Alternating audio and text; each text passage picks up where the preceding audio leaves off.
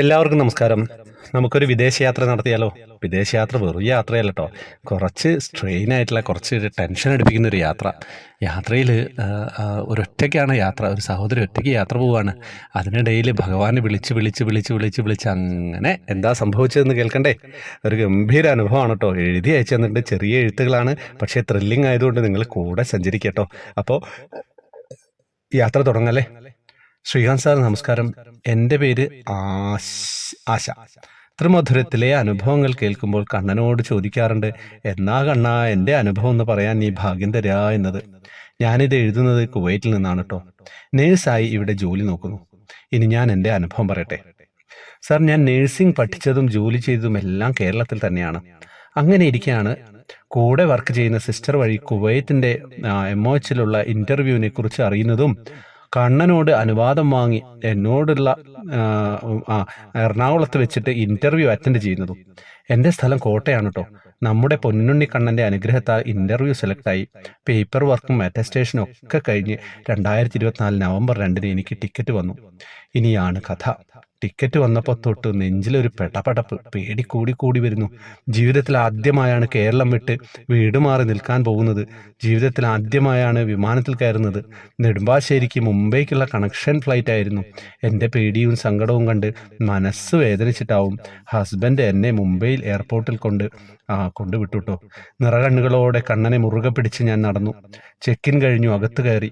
ഒന്നും അറിയില്ല, ആരെ അറിയില്ല, എങ്ങോട്ട് പോകണമെന്നറിയില്ല. സത്യം പറഞ്ഞാൽ ലാംഗ്വേജും അറിയില്ല. അറിയാവുന്ന ഫ്ലുവൻ്റ് അല്ലാത്ത ഇംഗ്ലീഷിൽ കണ്ട വഴിയൊക്കെ ചോദിച്ചു നടന്നു. മനസ്സിൽ പൊന്നു ഗുരുവായൂരപ്പനെ കാത്തു വിളിച്ചു, കണ്ണാ പേടിയാവുന്നു, നീ എൻ്റെ കൂട്ടിന് വരണേ കണ്ണാ, കൂടെ നടക്കണേ കണ്ണാ എന്ന്.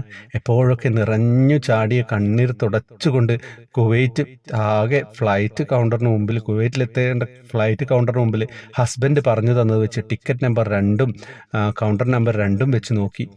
കൗണ്ടറിൽ ചെന്നു ടിക്കറ്റ് കാണിച്ചു. കറക്റ്റ് പ്ലേസ് ആണെന്ന് ഉറപ്പ് വരുത്തിയിട്ടോ. അവിടെ ഒരു ചെയറിലിരുന്നു. ചുറ്റും കണ്ണുകൾ പരതി. ഒരു മലയാളിയെങ്കിലും കാണാൻ കഴിഞ്ഞെങ്കിൽ.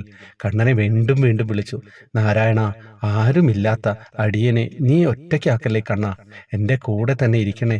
അവിടെ ചെന്നൈ ചെന്ന് ഇറങ്ങുമ്പോൾ കൂട്ടിന് ആരെങ്കിലും ഒന്ന് വരണേ കണ്ണാ, എനിക്കൊന്നും അറിയില്ല. ഇപ്പോൾ ഇത് എഴുതുമ്പോൾ പോലും എൻ്റെ കണ്ണുനീര് നിറഞ്ഞൊഴുകുകയാണ് കേട്ടോ. ഫ്ലൈറ്റിന് വീണ്ടും 1 മണിക്കൂർ കൂടിയുണ്ട്. 1 മണിക്കൂർ ലേറ്റ് ആകും അനൗൺസ് ചെയ്യുന്നത് കേട്ട് ഞാൻ ഹസ്ബൻഡിനെ വിളിച്ചിട്ട് പറഞ്ഞു, ഫ്ലൈറ്റ് ലേറ്റാണ് കേട്ടോ, പേടി കൂടി കൂടി വരുന്നു എന്ന് പറഞ്ഞു.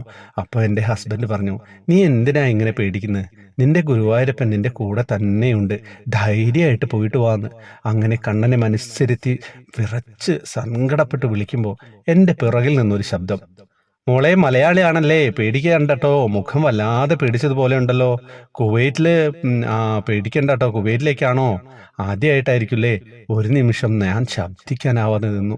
എൻ്റെ കയ്യിൽ നിന്നും ടിക്കറ്റ് വാങ്ങിയിട്ട് നോക്കിയിട്ട് അദ്ദേഹം പറഞ്ഞു, മോളുടെ സീറ്റ് ഒത്തിരി ഫ്രണ്ടിലാണ്, ഞാൻ ബാക്കിലുണ്ടാവും. അവിടെ ചെന്നുറങ്ങുമ്പോൾ എന്നെ കാത്തു നിൽക്കണം, ഞാനിവിടെ വന്നിട്ട് ഒരുമിച്ച് ഇറങ്ങാം, ലഗേജ് ഒരുമിച്ച് എടുക്കാമെന്ന് പറഞ്ഞു. നിറ കണ്ണുകളോടെ ഞാൻ ആ ചേട്ടനോട് താങ്ക്സ് പറഞ്ഞു കേട്ടോ. സമാധാനത്തോടെ വീണ്ടും കണ്ണനെ വിളിച്ചിരുന്നു. ആദ്യ ഫ്ലൈറ്റ് യാത്ര, അത് എന്താ പറയേണ്ടതെന്നറിയില്ല. ഞാൻ കുവൈറ്റിൽ ഇറങ്ങിട്ടോ. അദ്ദേഹത്തെ കാത്ത് ഒരു മൂലയ്ക്ക് നിന്നു, ഒതുങ്ങി നിന്നു. എല്ലാവരും പോയിട്ടും അദ്ദേഹത്തെ കാണുന്നില്ല. വീണ്ടും പേടിയായി, കണ്ണാ എന്നെ വീണ്ടും വിഷമിപ്പിക്കില്ലേ കണ്ണാ എന്ന് പറഞ്ഞു തീരും മുമ്പ് എൻ്റെ മുന്നിലെത്തി. ഒന്നും അറിയാത്ത എന്നെയും കൊണ്ട് അവർ ആങ്ങളെ പോലെ പാസ്പോർട്ട് സീല് വെക്കാനും പെട്ടിയെടുക്കാനും എനിക്ക് അവിടുന്ന് ചായ വാങ്ങിത്തരാനും എല്ലാം എൻ്റെ കൂടെ വന്നു ചെയ്തു തന്നു കേട്ടോ. ആ സമയത്ത് ഞാൻ വന്ന ഹോസ്പിറ്റലിൻ്റെ ഡ്രൈവർ എന്നെ വിളിച്ചു. എയർപോർട്ടിന് മുൻപിലുണ്ട്. എൻ്റെ ഫോട്ടോയും ഹോസ്പിറ്റലിൻ്റെ അഡ്രസ്സുമുള്ള വണ്ടി ഒക്കെ ഉണ്ട്. എൻ്റെ ഫോണിലേക്ക് അയച്ചു തന്നു. വീണ്ടും എൻ്റെ കൂടെ വന്നു അദ്ദേഹം. ഡ്രൈവറിനെ കണ്ടുപിടിച്ചു. എൻ്റെ 2 പാക്കറ്റ് പെട്ടികളും അവിടെ ഡിക്കിയിലാക്കി. സ്വന്തം ഏട്ടനെ പോലെ. ഇത്രത്തോളം കൂടെ വന്ന അദ്ദേഹത്തോട് ഒത്തിരി ഒത്തിരി നന്ദി പറയാൻ തിരിയുമ്പോൾ ആളെ കാണാനില്ല കേട്ടോ. ചുറ്റും തിരിഞ്ഞു നോക്കി. ഇത്ര നേരം കൂടെ ഉണ്ടായിട്ടും പേര് പോലും എനിക്ക് ചോദിക്കാൻ കണ്ണാ നീ തോന്നിയിട്ടില്ലല്ലോ എന്ന് മനസ്സ് വെമ്പി. ഷോൾഡർ ബാഗ് ഇട്ടിരുന്ന സീറ്റിൽ ഡോറ് തുറന്നു. ഞാൻ തിരിഞ്ഞു നോക്കിയിട്ട് ഒന്നും കാണുന്നില്ല, ആരെയും കാണാൻ പറ്റുന്നില്ല. വല്ലാതെ കരയാൻ തുടങ്ങി. വിളിക്കാൻ വന്ന ഈജിപ്ഷ്യൻ ഡ്രൈവർ തിരക്ക് കൂട്ടിയിട്ടോ. എല്ലായിടത്തും വീണ്ടും നോക്കി, കണ്ടില്ല. ഇപ്പോഴും ഈ നിമിഷവും എനിക്ക് ഉറപ്പാണ് എൻ്റെ പൊന്നു ഗുരുവായൂരപ്പനായിരുന്നു അത്. അത്ര മനസ്സ് നൊന്ത് ഞാൻ കൂടെ വരണേ കണ്ണാ, കൂടെ നടക്കണേ എന്ന് കരഞ്ഞു വിളിച്ചപ്പോൾ എന്നെ അവിടുന്ന് ഇവിടെ കൊണ്ട് സുരക്ഷിതമായിട്ട് എത്തിക്കാൻ ഒരു ഏട്ടനെ പോലെ ഏൽപ്പിച്ച് കള്ളക്കുറുമ്പൻ ഒരാളെ അയച്ചു. എന്നിട്ട് ഒന്നും മിണ്ടാതെ തിരിച്ചു പോയിട്ടോ. എൻ്റെ കണ്ണൻ എപ്പോഴും എൻ്റെ കൂടെയുണ്ട്. എൻ്റെ കൃഷ്ണ, അല്പം നീണ്ടുപോയി എന്നറിയാം, പക്ഷേ ഇത് സാറ് വായിക്കുമെന്ന് പ്രതീക്ഷയാണ്. സത്യം പറഞ്ഞു കഴിഞ്ഞാൽ ചെറിയ എഴുത്തായിരുന്നു, പക്ഷേ അതിൻ്റെ ആ ഒരു ഒരു സ്പിരിറ്റ് ഉണ്ടല്ലോ. ആ സമയത്ത് കണ്ണനെ പോലെ ഒരാൾ അവിടെ എത്തുകയാണ്. എന്താണ് ദ്രൗപദിക്ക് ഭഗവാൻ എത്തിയ ആ ഒരു സമയം നിങ്ങൾക്ക് ഓർമ്മയില്ലേ? അതേമാതിരി നെഞ്ച് പൊട്ടിയാണ് മനസ്സിൽ വിളിക്കുന്നത്. ആ ഒരു യാത്ര എന്ന് പറയുന്നത് ഫ്ലൈറ്റിൽ ഒറ്റയ്ക്ക് ആദ്യമായിട്ട് പോകുമ്പോൾ അതൊരു പ്രശ്നം തന്നെയാണ്. പക്ഷേ സേഫായിരിക്കും. പക്ഷേ നമുക്കൊന്നും അറിയാത്ത സ്ഥലങ്ങളാണ്. ദുബായ് എയർപോർട്ടിലൊക്കെ പോയി ഇറങ്ങിക്കഴിഞ്ഞാൽ അറിയാം അവിടുത്തെ സ്ഥിതിയൊക്കെ. നമ്മൾ മറ്റൊരു ലോകമാണല്ലേ. പല നമ്മളെ ചെറിയ എയർപോർട്ട് മാതിരിയൊന്നുമല്ല. പുറത്തുള്ള ഇന്ത്യയിൽ തന്നെ ഡൽഹിയിലുള്ള എയർപോർട്ടുകളൊക്കെ അങ്ങനെയാണ്. അത്രയും വലിയ എയർപോർട്ടുകളാണ്.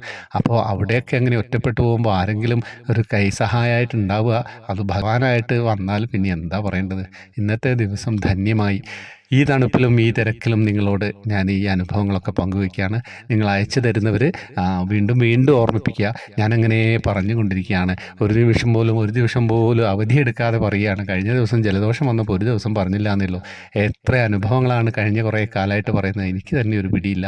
ചിലതൊക്കെ ഞാനവിടെ മാറ്റി വെച്ചിട്ടുണ്ട്. വളരെ കുഞ്ഞെഴുത്തായി പോകുമ്പോൾ എനിക്ക് ഫോണിൽ നോക്കിയാൽ ഒന്നും കാണില്ല. എൻ്റെ കണ്ണ് വളരെ സ്ട്രെയിൻ ആവും. അതുകൊണ്ട് എഴുതുമ്പോൾ കുറച്ച് വലുതാക്കി എഴുതുക, കുറച്ച് ക്ലിയർ ആയിട്ടും എഴുതുക. അപ്പം പറയാൻ പറ്റും. അങ്ങനെ അല്ലാത്തതൊക്കെ ചിലതൊക്കെ ഞാൻ മാറ്റി വെച്ചിട്ടുണ്ട്. എങ്കിലും ഞാനതും പറയാൻ ശ്രമിക്കും കേട്ടോ. വാട്സപ്പ് ഗ്രൂപ്പിലേക്ക് വരാം, ജോയിൻ ബട്ടണിലൂടെ വരണം. വേറെ വിശേഷങ്ങളൊന്നും ഇല്ലാതെ യൂട്യൂബ് ജോയിൻ ബട്ടണിലൂടെയാണ് വരേണ്ടത്. ഫേസ്ബുക്ക് കമൻറ്റ് ബോക്സിലെ ഡീറ്റെയിൽസ് ഉണ്ടാവും. ഹരേ കൃഷ്ണ.